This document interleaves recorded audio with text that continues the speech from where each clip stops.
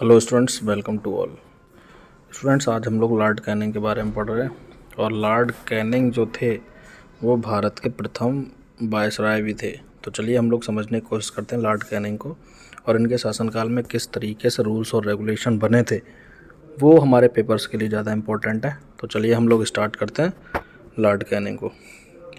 सबसे पहले हम लोग इनका समय देख लेते हैं। इनका जो समय है वो 1856 से 1862 ईस्वी तक है। मैं आपको बता दूं यहाँ पर हमें लॉर्ड कैनिंग के 2 शासनकाल देखने को मिलेंगे। तो 2 शासनकाल कौन कौन से हैं इस लेक्चर में हम लोग देखेंगे। तो सबसे पहली लाइन देखिए आप, लास्ट गवर्नर जनरल भी यही थे और ये फर्स्ट वायसराय थे। तो वायसराय एक बहुत बड़ी उपाधि होती है, तो इसको भी हम लोग यहाँ से ध्यान रखेंगे। अब आगे चलते हैं स्टूडेंट्स। यहाँ पर एक बहुत बड़ा विद्रोह हुआ था, 1857 का विद्रोह था। पूरे भारत में ये विद्रोह हुआ था और 1857 का जो विद्रोह था वो इन्हीं के समय में हुआ था। तो इसके लिए आप लोग इसको कह सकते हैं मोस्ट इम्पोर्टेंट। यहाँ से क्वेश्चन आपका 100% बनता है। कई बार क्वेश्चन हमारे पेपर्स में पूछा जा चुका है। आगे चलते हैं स्टूडेंट्स। यहाँ पर एक एक्ट पारित हुआ था और जो एक्ट था वो कौन सा, 1858 ईस्वी का एक्ट नवंबर में पारित हुआ था। 1858 ईस्वी का एक्ट, इसकी क्या खासियत थी आपको बताते हैं। यहाँ पर इस एक्ट के द्वारा जो ईस्ट इंडिया कंपनी का शासन था वो ख़त्म हो गया था और यहाँ पर सबसे बड़ी जो पोस्ट आई थी वो वायसराय की थी। इससे पहले 1858 से पहले जो यहाँ का सबसे बड़ा अधिकारी अंग्रेज अधिकारी होता था उसको हम गवर्नर जनरल के नाम से जानते थे। लेकिन 1858 के बाद इस एक्ट के द्वारा जो सबसे बड़ा अधिकारी है उसका नाम चेंज करके वायसराय रख दिया और यहाँ पर जो ईस्ट इंडिया कंपनी का शासन था वो ख़त्म हो गया। अब शासन बिल्कुल जो क्राउन था, वहाँ की जो रानी थी, उनके अंडर में आ गया था। तो भारत में जितने भी रूल्स और रेगुलेशन बनाए जाने लगे थे वो क्राउन के अंडर में बनाए जाने लगे थे। इससे पहले 1858 से पहले हमने देखा जो भारत में रूल्स और रेगुलेशन बनाए जाते थे वो ईस्ट इंडिया कंपनी के द्वारा बनाए जाते थे। स्टूडेंट्स थोड़ा सा आगे चलते हैं हम लोग। इससे पहले हमने जो गवर्नर जनरल पढ़ा था वो था लॉर्ड डलहौजी। तो लॉर्ड डलहौजी के शासनकाल में एक नीति आई थी जिसको हमने हड़प नीति का नाम दिया था। हड़प नीति मैं आपको बता चुका था, इससे पहले वाला लेक्चर आप लोग देख लेंगे। हड़प नीति वो होती है जिसमें अंग्रेज कुछ ऐसे एलिगेशन लगाकर कोई भी राज हड़प लेते थे। तो इसी को इतिहास में हड़प नीति कहा जाता है। वो हड़प नीति का जो सिद्धांत था वो पूरी तरीके से ख़त्म किया था लॉर्ड कैनिंग के द्वारा। तो यहाँ से आप इसको याद रखेंगे, ये भी इम्पोर्टेंट है आपके लिए। उसके आगे चलते हैं स्टूडेंट्स। यहाँ पर एक बहुत बड़ा एक नया चेंज हमें देखने को मिलता है। तो यहाँ पर जो कलकत्ता, मद्रास और बम्बई में जो यूनिवर्सिटी बनी थी वो लॉर्ड कैनिंग के शासनकाल में ही बनी थी। ये मोस्ट इम्पोर्टेंट है क्योंकि यहाँ से हमारे पेपर्स में क्वेश्चन बनता है।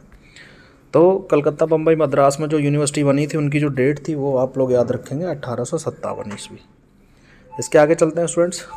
यहाँ पर एक इम्पोर्टेंट काम और हुआ था। यहाँ पर विडो रीमैरिज एक्ट हमें देखने को मिलता है। विडो रीमैरिज एक्ट क्या है दोस्तों, बताना चाहता हूँ आपको।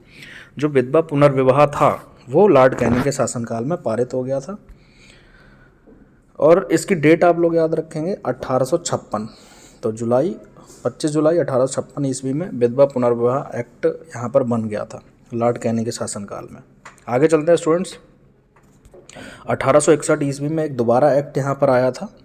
ये एक्ट स्टूडेंट्स हमारे लिए बहुत इंपॉर्टेंट है, यहाँ पर याद रखेंगे क्योंकि एक्ट के माध्यम से ही इंडिया में रूल्स और रेगुलेशन बनाए जाते थे। तो 1861 ईस्वी में एक एक्ट आया था और ये हमारे भारत में सबसे प्रमुख एक्ट के नाम से जाना जाता है। आगे चलते हैं स्टूडेंट्स, थोड़ा सा आगे यहाँ पर बढ़ेंगे हम लोग। यहाँ पर लॉर्ड कैनिंग के शासनकाल में इंडियन पिनल कोड भी हमें देखने को मिलता है। क्रिमिनल यहाँ पर जो नीतियाँ थी वो कुछ चेंज की गई थी। तो सबसे ज़्यादा जो चेंजेस हुए थे वो लॉर्ड कैनिंग के शासनकाल में ही हुए थे। इसको हम आईपीसी के नाम से भी जानते हैं। स्टूडेंट्स हमारी जो न्याय व्यवस्था टिकी हुई है वो आईपीसी पर ही टिकी हुई है। तो यहाँ से आप लोग याद रखेंगे, ये भी इम्पोर्टेंट है आपके लिए। अब जो आईपीसी क्रिमिनल प्रोसीजर है वो कब लागू हुआ था, इसको आप लोग याद रखेंगे, 1859 ईस्वी में लागू हुआ था। उसके बाद स्टूडेंट्स आगे चलते हैं। यहाँ पर 1861 ईस्वी में इंडियन हाई कोर्ट एक्ट आया था। इसके माध्यम से भी कई सारे सुधार इंडियन हाई कोर्ट में किए गए थे। तो ये दोनों मोस्ट इंपॉर्टेंट है स्टूडेंट्स। न्याय से संबंधित जो भी कार्य किए गए वो लॉर्ड कैनिंग के शासनकाल में किए गए, इसको आप लोग याद रखोगे। आगे चलते हैं स्टूडेंट्स। जो सबसे पहले इनकम टैक्स हमें देखने को मिलता है 1858 ईस्वी में, वो लॉर्ड कैनिंग के शासनकाल में ही देखने को मिलता है। तो आप लोग समझ सकते हैं कितने इंपॉर्टेंट काम लॉर्ड कैनिंग के द्वारा किए गए हैं, चाहे वो इनकम टैक्स का मामला हो या फिर हम लोग न्याय व्यवस्था की बात करें। तो न्याय व्यवस्था में, इनकम टैक्स की व्यवस्था में बहुत सारे सराहनीय कार्य लॉर्ड कैनिंग के द्वारा किए गए। आगे चलते हैं स्टूडेंट्स। अब देखिए, इनके शासनकाल में एक विद्रोह हुआ था जिसको हम लोग कहते हैं नील विद्रोह।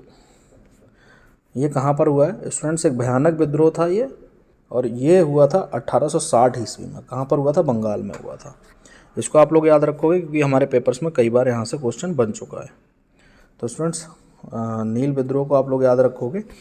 उसके बाद जो सबसे पहले मैंने आपको बताया था कि भारत में जो प्रथम वायसराय के रूप में नियुक्त होने वाले जो गवर्नर जनरल थे वो लॉर्ड कैनिंग थे। तो यहाँ से आप लोग याद रखेंगे Lord Canning become the first viceroy.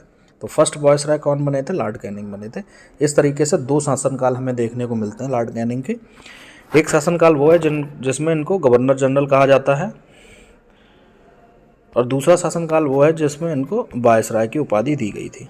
तो दोस्तों, यहाँ से ही वायसराय की जो उपाधि है वो देना शुरू हुई थी, और बहुत सारे चेंजेस हुए थे लॉर्ड कैनिंग के समय में जो हमने इस लेक्चर से देखा। तो स्टूडेंट्स, 1 से 2 बार लेक्चर को ध्यान से पढ़िए, यहाँ से बहुत ज़्यादा आपको इम्पोर्टेंट कंटेंट मिल सकता है और आप अपने पेपर्स में आसानी से लिख सकते हैं। स्टूडेंट्स, बेसिकली मैं बताना चाहता हूँ, ये हमारा जो मेंस के पेपर होते हैं, पीसीएस मेंस या और सारे मेंस के पेपर होते हैं, और उसके बाद जो यूनिवर्सिटी के रिटन एग्ज़ाम होते हैं, जैसे जिसमें हिस्ट्री सब्जेक्ट से ज़्यादा पूछा जाता है, तो वहाँ के लिए ये जो लेक्चर है बहुत ज़्यादा हेल्पफुल होगा आपके लिए। तो लेक्चर को 1-2 बार देखिए, आराम से बहुत आसानी से आप लोग लॉर्ड कैनिंग के बारे में समझ सकते हैं। तो स्टूडेंट्स, इस लेक्चर में इतना रखते हैं, बाकी हम मिलते हैं नेक्स्ट गवर्नर जनरल के साथ नेक्स्ट लेक्चर में। तो वीडियो देखने के लिए बहुत बहुत धन्यवाद आपका, बहुत बहुत आभार। Thank you very much.